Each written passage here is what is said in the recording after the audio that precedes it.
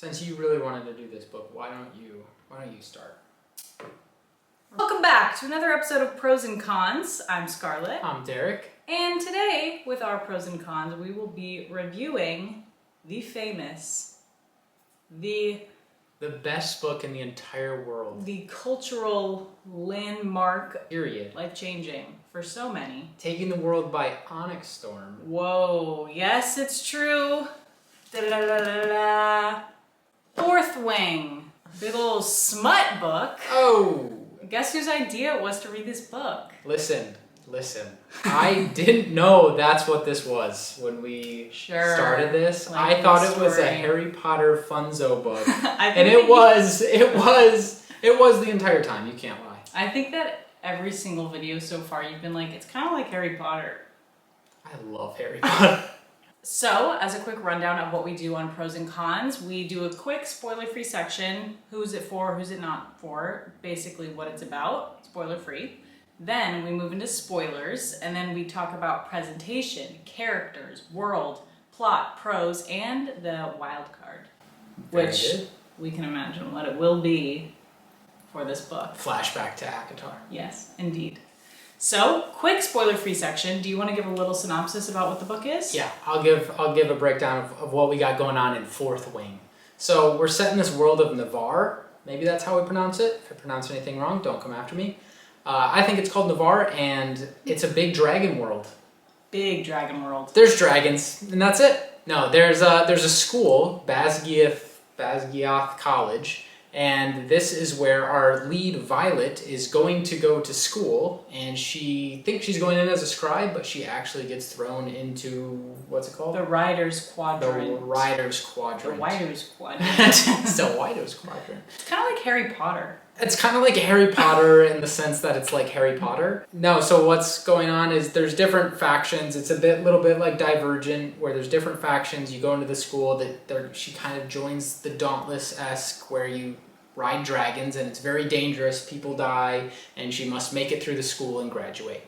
And that's kind of the whole premise. There's obviously, everyone knows that this is a spice book, so there's a big romance that takes place throughout the whole thing, but a lot of action, a lot going on, way more going on than A Court of Thorns and Roses. I think this one is a little bit more reader friendly, so I think more people would like it.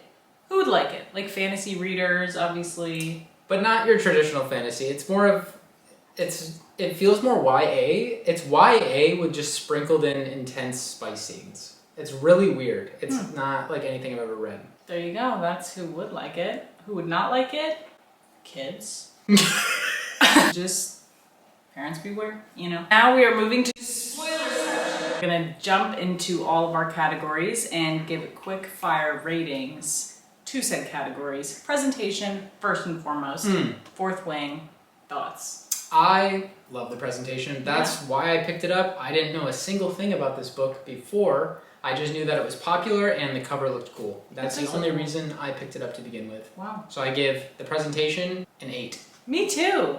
8 out of 10. I like the gold. I like the dragon themes. Also, they've come out with so many cool editions of this book with like the dragons on the side. And And there's cool editions where there's dragons on the side. on the side. Yeah, it's really cool. Yeah, I agree. 8. Next. Cool. Characters. I feel like we should talk about the main. Yeah. Violet, Xaden, Dane, Rhiannon, Taryn.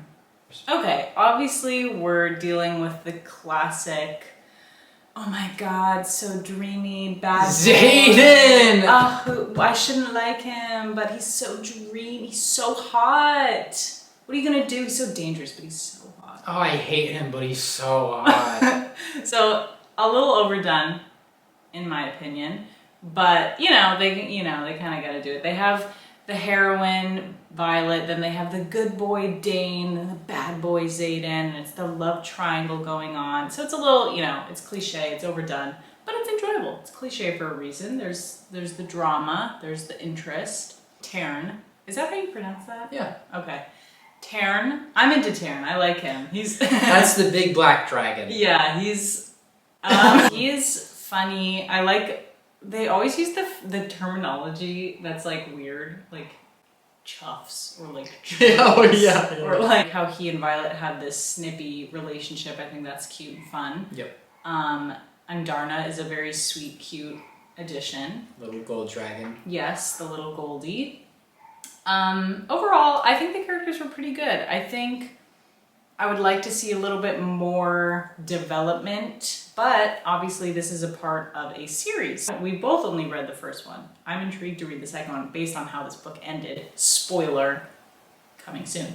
Overall, characters I really liked. I'd say an 8. 8 for characters. Whoa. My view on the characters is you can't really take this book seriously. It's kind of like watching, I say it all the time, but like a Lifetime movie. Everything's so exaggerated. It feels like every character is here to fit a character description rather than an actually developed character. So you can't really take anyone seriously. Violet, your classic trope of the main heroine character who's just like, oh, I gotta struggle, I'm different, and I like the bad boy and all this. It's like, okay, we get it. Zayden's just like, I'm mysterious and cool. Dane's like, I'm the good boy. You can't like me. Super cliche. But I think that's kind of what you want in a fantasy book. No. Like Red Rising, the characters are way better developed and they feel real. Like That's nothing true. about this feels like That's true. real. It doesn't feel like these characters are actually going through something. It's like, oh, this is fun and I'm along for the ride. Yeah. And it does a great job of that. But the actual characters and character development, I don't think there were any character arcs, any development, any real characters going on. I give it a 4. Okay, you know, hearing you say that I kind of agree, actually. Maybe I'm gonna amend.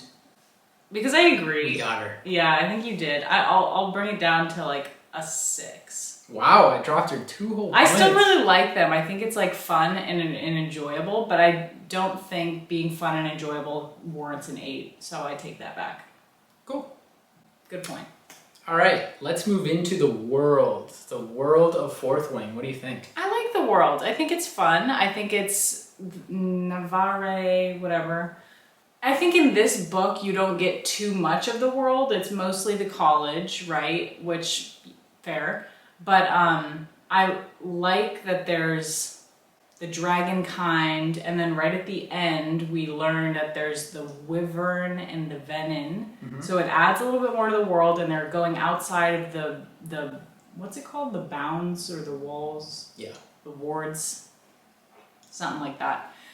So then we're escaping a little bit deeper into the world. So I like that we're kind of peeking, but yeah, we don't know too much about it right now, but I think it's good. Obviously the dragons are fun. I like the talking in the heads. Mm-hmm. It's a little similar to ACOTAR. They both have that, like, you can read each other's minds. I found myself pitting these 2 books against each other, Super going similar. head to head. Yeah. But I do think this one comes out on top. And I think the world is a big contributor to that. As soon as I saw like the map and then read through the book, obviously, I was like, okay, I get it. I get the world, I understand what it's going for, and I like it. I like being in the world, I can imagine it, I can picture it, whereas like in a book like ACOTAR, it didn't explore any of the world, so I was like, I don't get it. No, you only read the first book. I know, but I only read the first book of this one too, and this one felt way more developed, Sure. and I was way more into this one. This one felt like its own distinct world, like Harry Potter, or anything like that, where it's like, oh yes, I could see this becoming a phenomenon, and it has. Yeah, I agree. I have, like I said, I've read the ACOTAR books, and the world I really like. So I've only read one of these, so it's a little like, oh, I know more about that one. All that to say, I like the world. I'm gonna give it a 6. I also give it a 6. Nice. All right, prose. What do you think about the prose of Fourth Wing? I like the prose. I think it's very stream of consciousness. Yeah. So that is neither exciting nor disappointing. 5. That's crazy. I thought the same exact thing. It's easy to read. 5. Plot. The plot of this book, I thought was pretty good. I thought it did a really good job of kind of introducing the world through her eyes of being a first year and kind of figuring things out, her journey into the world, and the adventures. And it had a nice, I think,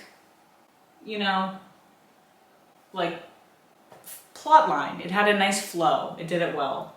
And then it climaxed at the big fight at the end.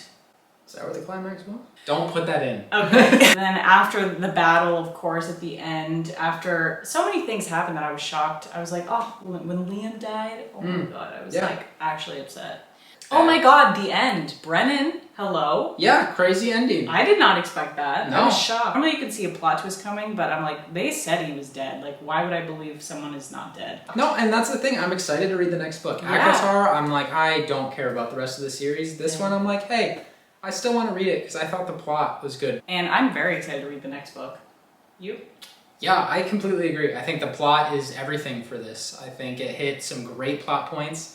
I think the only part where it struggled was there was a lot of training scenes. I was like, okay, we get it. Like, it felt like there was way too much of that. That was the thing that brought my score down the most. I love the powers that happen, like you get when you connect with your dragon. I love the powers that Violet gets. Yes, the lightning. Yes, I love that she connects with 2 dragons and kind of all the different relationships that take place. Totally. And how Dane touched her and took her memories. And he kind of went from lover to bad guy. And yeah, I think a lot of the plot is fantastic. If they tightened up like the training scenes and maybe even made this book smaller, I think it would have been fantastic. So yeah, I think it's great. I give it a 7. I give it an 8. Wow. Finally, we get to our wild card, which, of course, naturally, for this book is the spiciness. Spice levels. The spice levels to Fourth Wing. This book is a doozy, man. It hits you out of nowhere. Literally the most just punch to the gut. Hey, you thought you were reading YA? Think again. Yeah. Crazy. Like, feels so out of place. It just feels really out of place. I think the actual spicy levels, I mean, definitely they're up there, but it's nothing like unbelievable, astounding. But I think in the context of this book, I was like, whoa, where'd that come from? It doesn't happen until much later in the book, so you read this entire YA novel, and it's all very fun and lighthearted, and like, oh yeah, tension between the love interests, but then it's just like, boom, here is spice. And I was so caught off guard. I was like, whoa. Yeah, didn't you? No. I didn't know this book was spice. I'm sorry to the girl on the train who I said, hey, look, we're reading the same book, and she looked away really nervously. I didn't know it was a spice book. I need to know her perspective. Derek was on a train, and this other young woman was reading said book, and this was before the spicy levels kicked in. And he was like, hey, like, just trying to be friendly. Yeah, like, I was like, look, we're reading the same book. And she immediately... I need to know her perspective of like this stranger on a train is like. I was by myself too, book, which is really weird. Yeah. All right. Yeah. So if you're listening, if you're out there. Super sorry. Didn't know it's that kind of book. He knew. I feel like it's kind of indifferent. It's like it could have been in there, could have not. I don't think it was integral to the story, but I get, they wanted the romance element in it, so it's like fun and adds to it. I feel like it was so forced.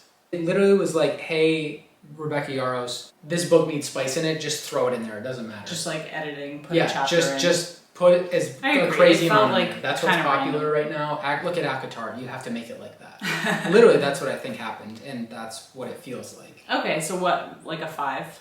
I give it like down the middle, I don't know. I give it like a 3 because it just feels unnecessary, it doesn't do anything for the story, and it didn't feel like there was a natural build up to it. That is the end, so we will put our grand total final review for me. And for me! We did not count them. Yes, I will not be doing the math. I'll do it later. Yeah, that is Pros and Cons for Fourth Wing by Rebecca Yarros. Yeah. Thank you for watching. See you next time for Fifth Wing. Let's fly away. Do it with me, otherwise I look dumb.